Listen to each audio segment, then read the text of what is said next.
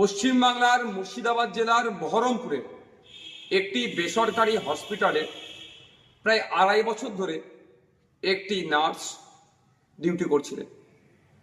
হঠাৎ তার হিজাব পরার কারণে তাকে বরখাস্ত করা হয়েছে, অর্থাৎ চাকরিচ্যুত করা হয়েছে, চাকরি থেকে বাদ দেওয়া হয়েছে। আমি ভেবে অবাক হচ্ছি, আমরা কোন রাজ্যে বসবাস করছি। একজন নার্স, তার কাজ হচ্ছে ডিউটি করা, যতটুকু ডিউটি ওর আছে করবেন, পরিষেবা দেবেন। সে হিজাব পরে থাকলো, বা মাথায় সিঁদুর থাকলো, বা হাতে শাখা পালা থাকলো, এটা ম্যাটার করে না।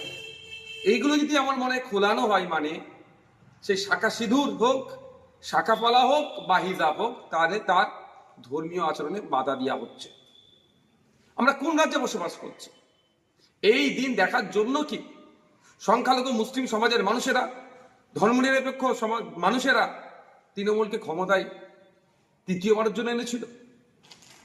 এই যেন মনে হচ্ছে অঘোষিত বিজেপি রাজ্যে আমরা বসবাস করছি। কখনো ওয়াকফ আন্দোলন করতে গেলে আটকানো হচ্ছে, কখনো তিলোত্তমার বিচার ঠিকঠাক বিচার চাইতে গেলে মিথ্যা মামলা দেওয়া হচ্ছে। হাসকালিতে আমার বোনটা এখনো বিচার পেল না। একের পর এক 26,000 চাকরি বাতিল হচ্ছে দুর্নীতির জন্য। ঠিক উত্তরপ্রদেশও চাকরি দুর্নীতি বাতিল হয়েছে। যেন অঘোষিত বিজেপি রাজ্যতে আমরা বসবাস করছি।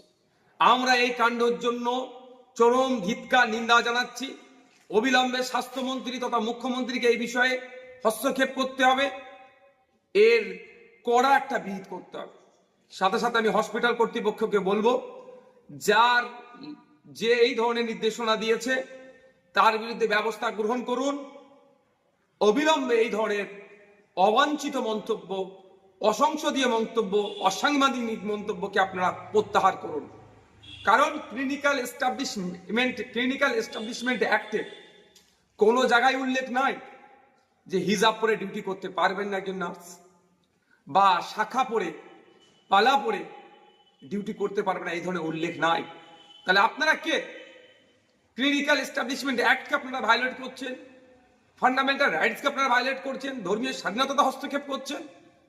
এগুলো মেনে নেওয়া যায় না। আর এটা নতুন নয়, এর আগে অধ্যাপিকাকে অপমানিত হতে হয়েছে। মাননীয় মুখ্যমন্ত্রী যেখানে নিজে হিজাব পরে ভোট চাইতে চলে যাচ্ছেন, সেখানে একজন হিজাব পরে তার কর্মক্ষেত্রে তার এই স্বাধীনতাটুকু নাই কেন? ঠিকঠাক করে কাজ করতে পারছে, তাকে চাকরিচ্যুত হতে হচ্ছে। এ অন্যায় মেনে নেওয়া যাবে না।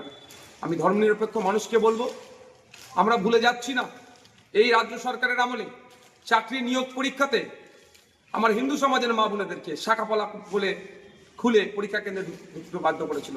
নওশাদ সিদ্দিকী তখনও প্রতিবাদ করেছে।